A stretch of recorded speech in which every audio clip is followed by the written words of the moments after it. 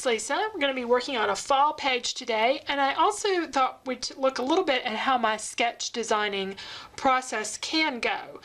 Sometimes I really know what I'm going to do and I go ahead and sit down and do a sketch, and other times I've got to play a little bit with my product to figure out what I'm looking for in an arrangement.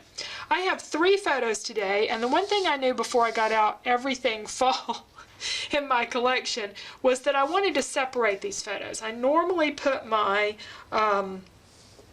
my photos really close in a grouping or maybe a grid kind of arrangement so there's an even amount of space between them, but I knew this time that I wanted to separate these.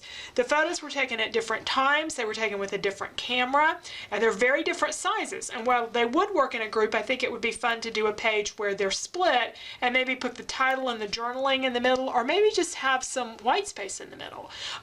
So I've got a couple of possibilities there. Now a lot of times when I'm deciding how I want to lay things out, I use just a piece of cardstock, or in this case it's a piece of chipboard that is 12 by 12. So I can kind of figure out where I want to go. Do I want to take these all the way to the edge, or maybe leave a little bit of border for them? And then it's kind of deciding where the title's going to go, where the embellishments and that kind of thing. Now let's look at some of the stuff I have. As I say, I pulled out just about everything fall because I tend to only end up doing usually about 1 fall page per year. We used to do a lot of hiking and things in the fall, and we just haven't had as much opportunity to do that kind of thing. So I tend to only have maybe 1 fall page. So I've accumulated a few more embellishments than I get to use for pages. Now remember earlier in the year I was trying to use a lot of my chipboard. I have this page with a bunch of leaves. Of course, I can cut leaves on my die cutter, and I have a punch and lots of things. I have these great trees that I keep wanting to use, and I feel like I need to use them in a group, so it's kind of an expensive embellishment, and I want to put them on I've been saving them, in other words. I have this pretty autumn thing. I don't think this really goes with my photos, though, so I'm kind of cast that aside already. Some papers. That's kind of cute.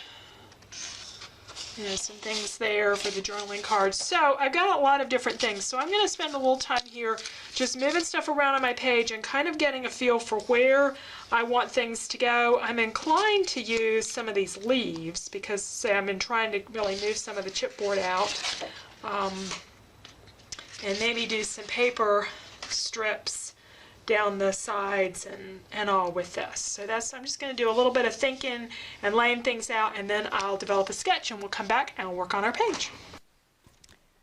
I spent most of my time probably figuring out these leaves, which ones I wanted to use, and whether I could work in these little wooden squares. Those came from 2 Peas in a Bucket, so you know I've had them a while. I really wanted to use a couple of them, but I felt like I kind of either need to use 1 or 3. At least at this point. So, and I'm really trying to work in some of these smaller leaves. I ended up just going ahead and punching all of them out. That'll free up that piece of chipboard, which would make a really great thing to use with my jelly plate. I'll have to keep that in mind. So at this point I'm looking at using the I Love Fall and the leaves and some of these papers. And I don't think I'll use any of those, the cut aparts with the words on them.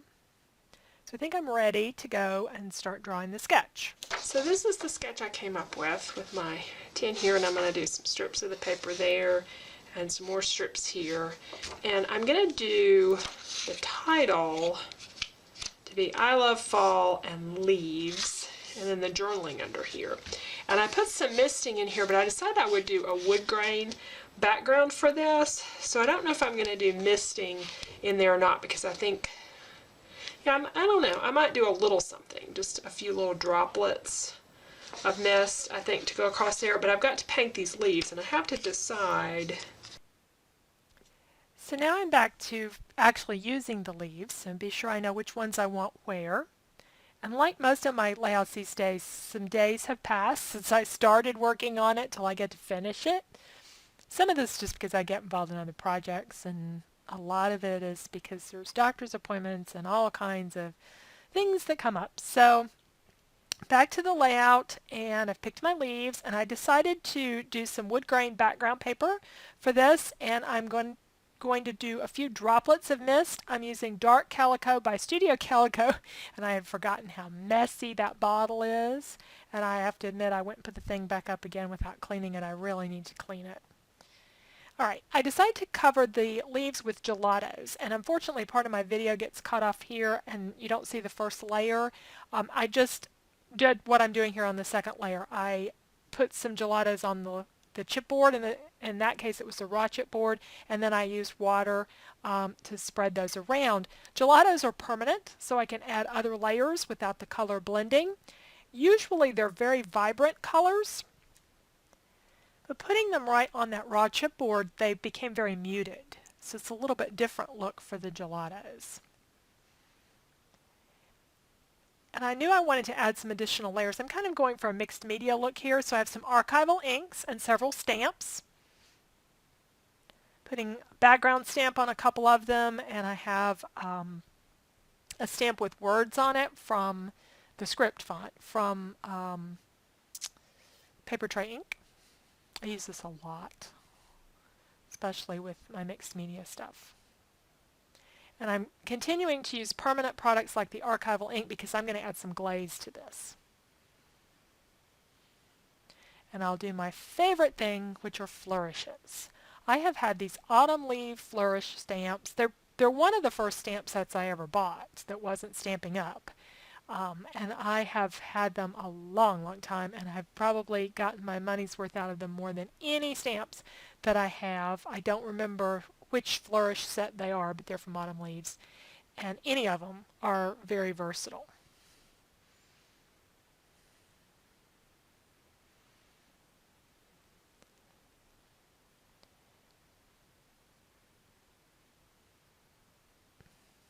Now, unfortunately, when I went to get glaze, my Faber-Castell glaze had dried out. Just did an order with Michaels and just did an order with a cherry on top, and then I find out my glaze is dried out. So what I'm using for glaze is a crackle medium. Now, normally you put this over a painted surface and then you apply more paint on top, and when it dries it cracks and creates an old weathered wood kind of look. Well, I've never had tons of success with that. But in this case, I don't want it to do that. So I just applied it, and I'm not going to put anything over the top of it. I just want it to give some shine. And that's what it did. Since I don't use it very much, I thought I might as well get my worth out of this with using it for just plain old glaze. So these came out really pretty. It's not a super shiny glaze, but I think it's good for these fall leaves. And then we're kind of putting things together and figuring out which paper and which lettering. I'm going to have I love fall and then just add the word leaves under it, and that'll be my title. I couldn't decide which paper collection, and I decided to go with both of them. So I'm going to do some of the leaves and the trees and that other lovely chevron paper, and just use all these pretty papers. Just a little bit of each one.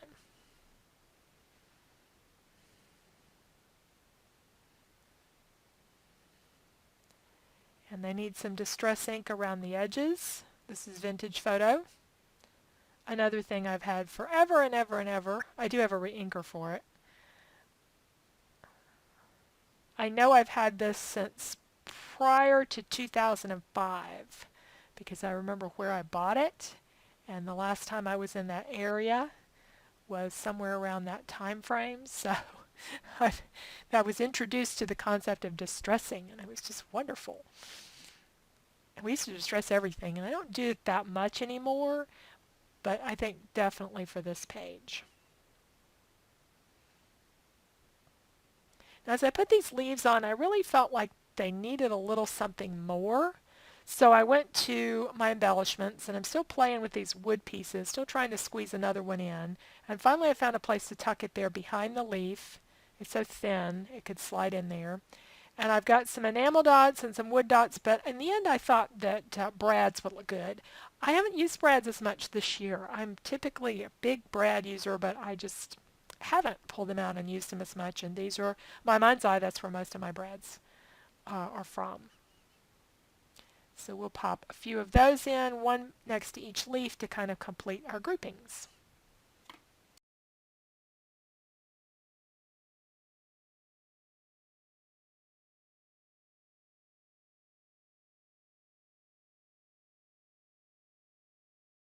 Okay, we've wrapped up our page here. Using some brads to add to these leaf embellishments and a couple of the square wood embellishments. I went ahead and put my journaling on, and I did add the date down here. So we'll look at some close-ups.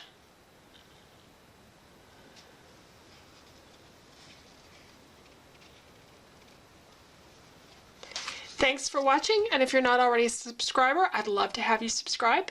And I hope you've had a wonderful fall as we start into the holiday season. Thanks. Bye.